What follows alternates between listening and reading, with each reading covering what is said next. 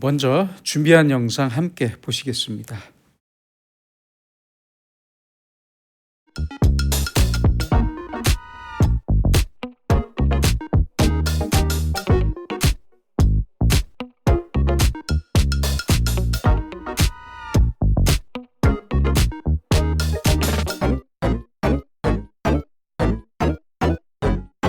춤을 글로 배웠습니다. 보지 않고는 알 수 없죠. 보는 것이 힘이다.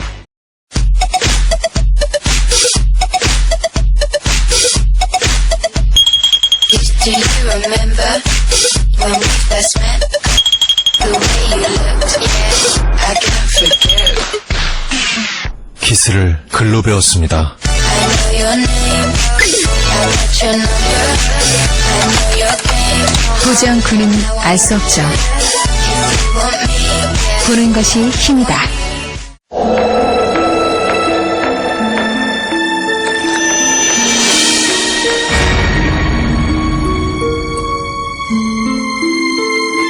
요리를 글로 배웠습니다. 한 큰술. 보지 않고는 알 수 없죠. 보는 것이 힘이다.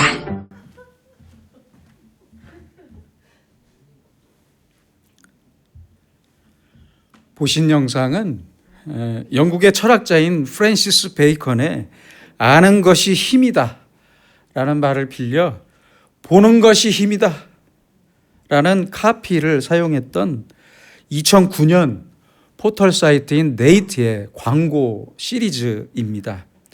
3편의 광고 중에서 마지막에 보셨던 영상은 요리를 글로 배운 아내의 사연이었습니다. 요리가 서툰 아내가 글로 된 조리법을 보면서 요리하다가 한 큰술을 말 그대로 커다란 술 한 병으로 생각해서 요리에 전부 털어 넣었다가 요리를 먹던 남편이 식탁 위로 쓰러지는 재밌는 광고입니다. 그렇다면 행복은 어떻습니까? 행복도 글로, 책으로 읽으면서 배울 수 있는 것입니까? 그렇게 배우면 얻을 수 있는 것이 행복입니까? 아닙니다. 그렇게 배울 수 없습니다. 행복은 마음으로 느끼는 것이기 때문입니다. 아무것도 느낄 수 없는 사람을 식물인간이라고 하듯이 내가 행복의 즐거움과 기쁨과 감격을 느낄 수 없다면 지금 살아서 움직이긴 하지만 누워만 있어야 하는 식물인간과 별 차이가 없습니다. 그래서 저는 이런 말을 하고 싶습니다. 함께하는 것이 행복이다. 함께 느끼고 함께 감격하고 함께 있는 것이 행복입니다. 중요한 것은 누구와 함께 있느냐는 것입니다. 행복은 결코 지식의 문제도 아니고 소유의 문제도 아닙니다. 또한 행복은 쟁취할 수 있는 것도 아닙니다. 행복을 소유하겠다면서 몸부림치고 빼앗고 소유했더라도 감격이 없습니다. 행복의 기쁨과 즐거움은 저 사람과 내가 더불어 함께 할 때 얻을 수 있는 것입니다. 내가 열심히 수고해서 저 사람이 얻은 행복, 나의 수고를 통해서 저 사람이 얻은 행복, 그 행복에 내가 함께 동참하는 것, 바로 이것이 진정한 행복의 원리입니다. 저 사람이 행복해야 나도 행복할 수 있어요. 저 사람이 기뻐야 나도 기쁠 수 있는 거예요. 지금의 현대인들은 안타깝게도 이러한 행복의 원리를 부정하기 때문에 불행할 수밖에 없는 것입니다. 다른 사람이야 뭐 어떻게 되든지 말든지 나 혼자만의 기쁨, 나 혼자만의 행복만을 추구하는 극단적인 이기심과 남들이 모두 다 불행해져도 남들이 전부 불행해도 나만은 혼자 행복할 수 있다는 착각이 결국 모두를 불행하게 만들고 맙니다. 자, 이제 구약 성경 룻기에 등장하는 나오미의 가정을 생각해 보겠습니다. 나오미는 극심한 흉년을 피해서 남편과 두 아들을 데리고 멀리 모압 땅으로 떠났습니다. 그곳에서 모압 여인이었던 이방인 여인이었던 오르바와 룻이라는 며느리를 맞이했지만 남편과 두 아들이 모두 죽고 말았어요. 이런 참담한 상황에서 고향인 유다 땅에 풍년이 들었다는 소식을 듣게 됩니다. 나오미는 이제 고향으로 돌아가려고 마음을 먹고 두 며느리에게 이제 제가 해서 행복하게 살라고 말했지만 두 며느리 중에 룻은 나오미를 떠나지 않았습니다. 내가 어머니를 떠나며 어머니를 따르지 말고 돌아가라 강권하지 마옵소서. 어머니께서 가시는 곳에 나도 가고 어머니께서 머무시는 곳에서 나도 머물겠나이다. 어머니의 백성이 나의 백성이 되고 어머니의 하나님이 나의 하나님이 되시리니 어머니께서 죽으시는 곳에서 나도 죽어 거기 묻힐 것이라. 만일 내가 죽는 일 외에 어머니를 떠나면 여호와께서 내게 벌을 내리시고 더 내리시기를 원하나이다. 참 아름다운 말 같습니다. 룻은 이렇게 시어머니와 함께하는 행복을 알았고 그 행복을 선택했습니다. 함께하는 행복을 선택했습니다. 미래에 대한 아무런 보장이 없었어요. 그렇잖아요. 그리고 남편과 두 아들을 잃은 시어머니였어요. 그렇게 쓸쓸하게 고향으로 돌아가는 빈털털이었던 늙은 나오미와 죽을 때까지 함께 하겠다고 말하고 있습니다. 결국 두 사람은 베들레헴으로 돌아가게 되었고 룻은 보리 이삭을 주우면서 나오미를 정성껏 섬기다가 결국 하나님의 은혜로 부자였던 보아스의 아내가 되었습니다. 그리고요, 다윗의 증조 할머니가 되었습니다. 여러분, 지금의 현대인을 보세요. 우리나라뿐만 아니라 전 세계적으로 잘 사는 나라의 젊은이들을 보면 자기의 행복만을 위한다면서 결혼하려고 하지 않습니다. 그리고 결혼해도 아이를 낳지 않아요. 심지어는 남편이나 아내, 부모나 시부모를 자기의 행복의 회방꾼으로 생각합니다. 이 얼마나 큰 불행입니까? 그렇잖아요.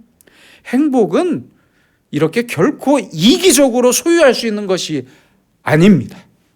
분명히 아시기 바랍니다. 2021년 5월에 벌써 3년 전이네요. 의정부시에서는 전국에 있는 어린이집의 아동 학대 사례집을 배포했습니다. 그 책에 보면 참 황당한 일들이 많더라고요. 제가 몇 가지를 소개해 드리겠습니다.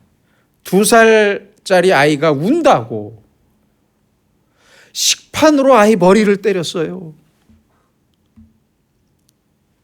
장난감을 정리하지 않는다는 이유로 4살짜리 아이의 손가락을 바늘로 찌르고 폭행했어요. 참 황당하죠? 아이들이 말을 듣지 않는다고 그 말 안 듣는 아이들의 머리를 서로 박치게 하게 했어요. 그런 교사들도 있대요. 아마도 그들은, 자, 한번 생각해 봅시다. 아마도 그들은 아이의 손가락을 바늘로 찌르던 자기의 손가락을 보호하기 위해서 주방에서 비닐 장갑과 고무 장갑을 열심히 끼고 사용했을 것입니다. 그렇지 않습니까? 아이의 머리는 식판으로 때리면서도 자기들의 이마와 얼굴을 치장하기 위해 그날도 화장품을 열심히 바르고 출근했을 것입니다. 그렇죠? 예쁘고 소중한 어린아이들과 함께하는 수고를 전혀 기뻐하지 못하고 자기의 행복만을 위해 자기의 월급만 챙기면서 도대체 무슨 행복을 얻겠다는 것입니까? 그렇잖아요. 왜 아이들과 함께하는 기쁨으로 일하지 못하는 것입니까? 남도 행복하고 나도 행복할 수는 없는 것입니까? 오늘 본문 26절에서 예수님께서 말씀하십니다. 나를 섬기려면 나를 따르라. 나 있는 곳에 나를 섬기는 자도 거기 있으리니 사람이 나를 섬기면 내 아버지께서 그를 귀히 여기시리라. 나를 섬기는 자는 나 있는 곳에 함께 있어야 한다는 말씀입니다. 예수님을 믿는다는 것은 지식의 문제가 아닙니다. 감상의 문제도 아닙니다. 예수님의 관심과 예수님의 눈과 예수님의 발이 계시는 그곳에 나도 함께 있는 것이 예수님을 믿는 것입니다. 그렇잖아요. 이것은 예수님을 섬기는 사람의 아주 당연한 자세입니다.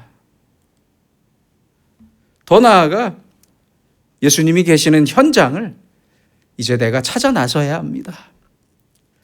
그래야만 그곳에서 예수님을 만날 수 있고 예수님과 함께 행복할 수 있고 예수님의 생명과 영광을 함께 누릴 수 있습니다. 마가복음 1장 35절에 보시면 많은 사람을 고치시고 귀신을 내쫓으시던 예수님께서 새벽에 한적한 곳으로 가서 기도하셨습니다. 대단히 피곤하셨을 예수님은 새벽부터 일어나서 기도하셨는데 별로 피곤할 게 없던 제자들은 그 기도의 현장에 예수님과 함께하지 않았습니다. 그랬잖아요. 또한 예수님께서는 언제든지 병든 자와 소외된 사람들, 불쌍한 사람들과 함께 생활하셨습니다. 요한복음 5장에서 이스라엘의 명절인 6월절에 사람들은 모두 예루살렘에 모여들었습니다. 바로 그때 예수님께서는 이렇게 생각하셨던 것 같아요. 지금 이 많은 사람들 중에서 가장 외롭고 불쌍한 사람은 누구일까? 그 사람이 누구일까? 그래서 어디로 가십니까? 베데스다 연못으로 가셨습니다. 그곳에서 병 때문에 무려 38년입니다. 38년. 38년 동안 움직이지 못하던 병자를 만나셨습니다. 가족도 친구도 아무런 희망도 없이 천사가 연못에 물을 움직이게 할 때 가장 먼저 들어가면 병이 낫는다는 전설만 믿고 연못 옆에 누워 있었던 불쌍한 사람, 물이 움직일 때 자신을 연못에 넣어줄 사람도 없어서 누워만 있어야 했던 사람을 찾아가서 만나 주셨고 그 병을 고쳐주셨습니다. 여러분, 그렇다면 오늘의 예수님은 과연 어디에 계실까요? 어디에 계시는 것입니까? 예수님께서는 지금도 가장 외로운 자와 함께 하시고 사랑이 목마른 자와 함께 하고 계십니다. 예수님은 이 땅에서 그 소중한 시간과 거룩하신 몸을 바치시는 일에 조금도 인색하지 않으셨습니다.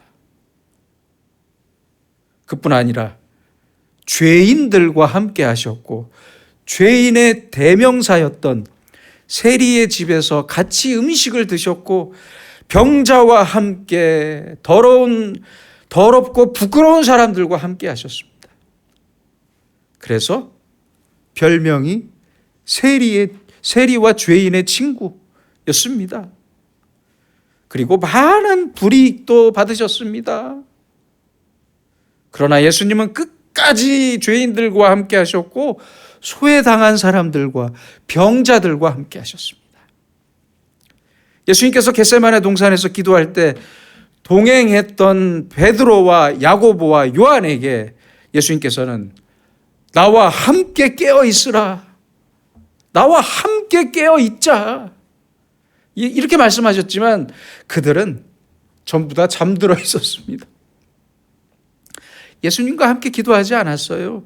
예수님께서 피땀을 흘리시며 기도하실 때 그 현장에 제자들은 아무도 없었습니다. 예수님과 함께 기도하지 않았기 때문에 베드로는 예수님을 3번이나 부인했고 예수님을 저주까지 했던 가장 부끄럽고 비천한 사람이 되고 말았습니다. 비참한 사람이 되었습니다. 그리고 예수님과 함께 십자가를 질 수 있는 영광을 놓쳤습니다. 이렇게 예수님은 철저히 혼자가 되셔야 했습니다. 혼자 죽으셨습니다. 겟세마네에서도 혼자이셨고 법정에서도 혼자이셨고 세상에 십자가에서도 혼자셨습니다. 너무 불쌍해요. 그렇죠? 채찍에 맞아 만신창이가 된 몸으로 무거운 십자가를 지고 끌고 골고다 언덕을 올라가실 때 구레네 시몬이 예수님의 십자가를 지던 장면을 떠올리면 정말 너무 마음이 아픕니다. 그렇지 않아요? 베드로는 대체 어디에 있었던 겁니까? 죽었다가 나흘 만에 살아났던 나사로는 대체 어디에 있었습니까? 왜 보이지 않는 것입니까? 어디에 숨은 겁니까? 예수님이 치료해 줬던 문둥병에 걸렸던 사람이나 중풍이 나았던 사람은 대체 어디에 있었던 것입니까? 안 보여요? 다른 제자들은 어디에 있었습니까?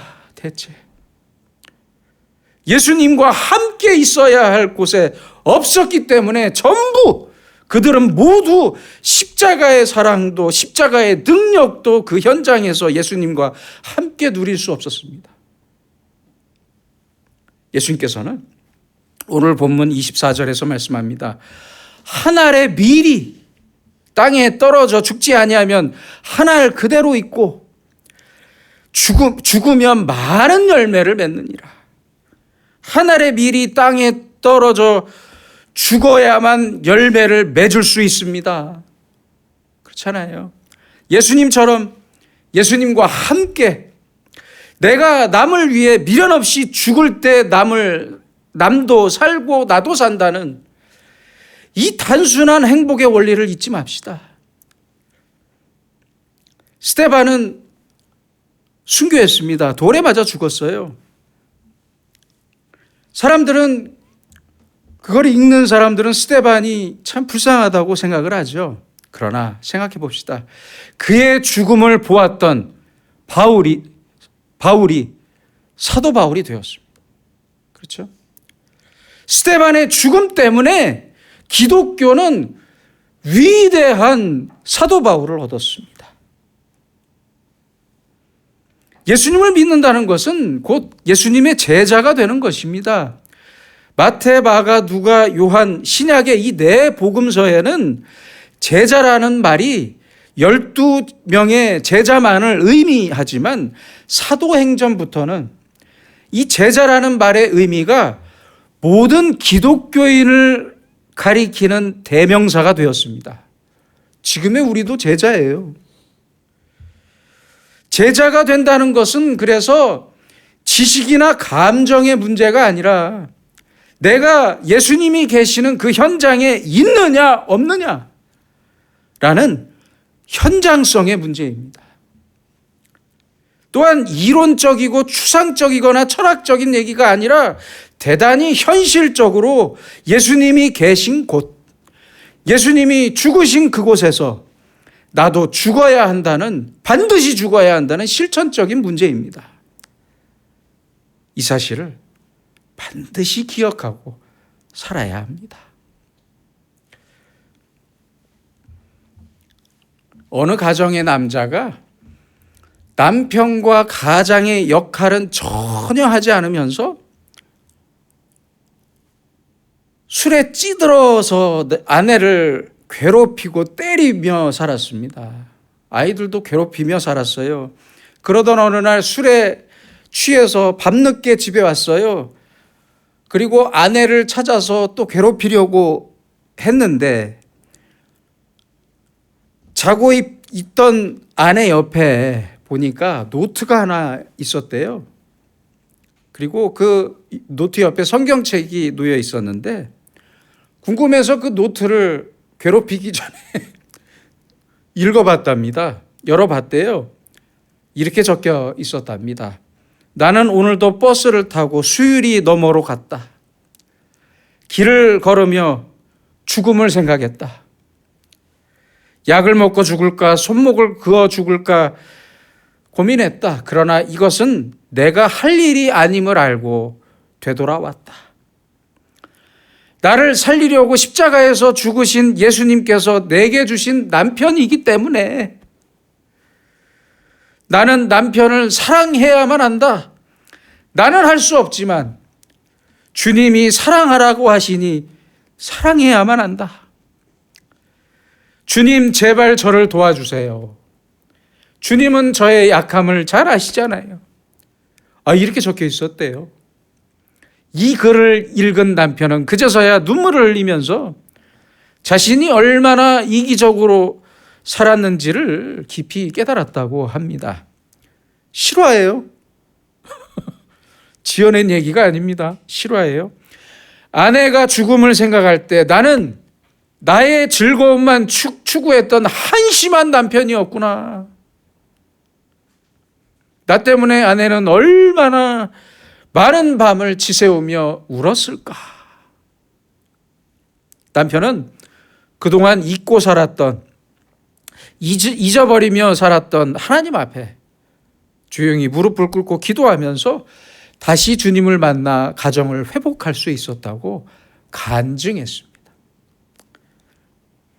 영국의 웨스트민스터 사원에는 위대한 선교사였던 데이빗 리빙스턴의 무덤이 있습니다. 그 무덤의 묘비에는 요한복음 10장 16절의 성경 구절이 새겨져 있습니다. 이 우리에 들지 아니한 다른 양들이 내게 있어 내가 인도하여야 할 터인데 그들도 내 음성을 듣고 한 무리가 되어 한 목자에게 있으리라. 리빙스턴은 바로 이 말씀 때문에 예수님을 만났고 평생을 아프리카의 선교사로 살았습니다. 이 우리에 들지 아니한 다른 양들이 내게 있어 내가 인도하여야 할 터이니, 바로 이것이 선한 목자 되신 예수님의 마음이 있는 곳입니다. 주님의 마음이 있는 곳에 나도 함께 있어야 합니다. 반드시 내가 거기에 있어야 합니다. 그래서 주님이 사랑하시는 사람을 나도 사랑하고, 주님이 용서하시는 사람을 나도 용서하고, 주님이 불쌍히 여기는 사람을 나도 불쌍히 여기면서 베풀고 섬기는 것, 이것이 주님이 계시는 현장에 내가 함께 있는 것이고, 바로 그곳에서 우리는 주님을 만날 수 있습니다. 반드시 주님을 만날 수 있습니다. 내 생각과 내 소원과 내 욕심이 있는 곳에 주님이 있어야만 한다는 철없는 생각은 이제 좀 버립시다. 제발 좀 버립시다. 이제는 내가 주님이 계신 곳으로 내가 가서 주님을 만날 때입니다. 그렇잖아요. 여러분, 지금까지 나 자신과 내 가정을 위해서만 이기적으로 살았습니까? 이제 그만합시다. 그런 단순한 생활은 이제 그만합시다. 오직 돈만 생각하고 사는 어리석은 정치인들과 지도자들, 공무원들과 종교인들과 저 같은 목사를 비롯한 종교인들과 의사들을 생각해 보세요. 또한 일본이 던져주는 돈 때문에 뉴라이트를 하면서 친일에 빠져 역사를 왜곡하는 교수들을 생각해 보세요. 이 사람들 때문에 우리 국민이 지금 얼마나 많은 어려움을 겪고 있습니까? 그렇잖아요. 수많은 자영업자들이 문을 닫고 있어요. 지금 철거업체가 호황이랍니다. 호황. 응급실에 못 간 환자들이 길거리에서 죽어가고 있어요. 지금 정부는 똑같은 입장입니다. 의사나 정부나 똑같습니다. 우리의 독도는 위태한 상황입니다. 지금 이제 이쯤에서 멈추고 발길을 돌려야 합니다. 왜 이렇게 사는 것입니까? 내가 있고 싶은 곳, 나의 욕심과 욕망이 묻어있는 곳이 아니라 내가 반드시 있어야 할 곳, 바로 예수님이 계신 곳으로 내가 가야만 합니다. 그곳으로 갑시다. 내가 썩어질 한 알의 밀알이 될 것을 각오하면서 이제 남을 위해 살아봅시다. 내 배우자와 내 자식, 내 부모님뿐만 아니라 그 어떤 이웃이라도, 그 어떤 친구라도, 그 어떤 사람이라도 다른 사람의 행복을 위해 기쁘게 썩어집시다. 썩읍시다. 그때 우리는 반드시 하나님을 만날 수 있습니다. 아주 쉽게 만날 수 있습니다. 하나님의 사랑과 은혜를, 그리고 그 총체적인 은혜를 반드시 경험할 것이고, 그 은혜는 나에게 행복이라는 기쁨과 영광으로 다시 돌아올 것입니다. 나 있는 곳에 나를 섬기는 자도 거기 있을 것이다. 거기 있어야 할 것이다. 참 귀한 말씀입니다. 예수님이 계신 곳을 찾아가는 사람은 예수님이 계신 곳에서 하늘나라의 기쁨과 영광과 가장 큰 행복을 예수님과 함께 누릴 것입니다. 기도하겠습니다. 거룩하신 아버지 하나님, 우리는 그동안 하나님과 너무 멀리 동떨어져 살았음을 고백합니다. 주님의 관심과 뜻과 눈과 발이 머무는 곳보다 나의 관심과 욕심과 행복에만 집중하면서 개인적으로, 집단적으로 너무 이기적으로 살았고 살아가고 있습니다. 부끄러운 우리를 용서하시고 이제는 주님의 마음과 사랑이 있는 그곳에 나의 발길이 향하게 하시고 주님의 눈길이 향하는 그곳에 우리의 순종이 반드시 있게 하셔서 주님이 계시는 그곳에 은혜와 영광을 함께 누리는 행복한 주님의 제자로 살게 하여 주시옵소서. 예수님의 이름으로 기도드립니다. 아멘.